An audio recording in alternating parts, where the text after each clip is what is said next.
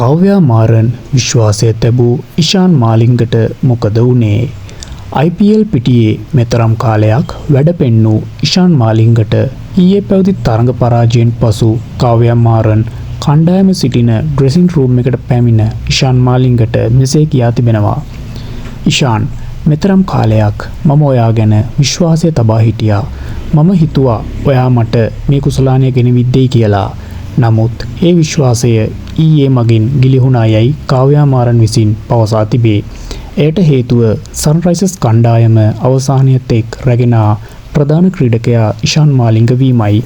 කාව්‍යා මාරන් සහ ඇයගේ කළමනාකාරීත්වය ඔහු පිළිබඳ දැඩි විශ්වාසයක් තබා ඇති. නමුත් ඊයේ තරඟයේ පරාජය වීමත් සමග එම විශ්වාසය බිඳී ගොස් ඇත.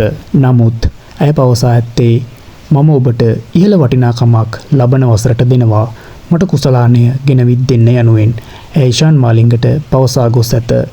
ඉන්දිය ආරංචි මාර්ග පවසන්නේ කාව්‍යා මාරන් මෙවර කුසලානය ජයග්‍රහණය කිරීම ගැන විශාල බලාපොරොත්තුවක් සිටි ඇති බවත්, ඉෂාන් මාලිංගගේ පන්දු යැවීම ගැන ඇය දැඩි ලෙස විශ්වාස කර ඇති බවයි.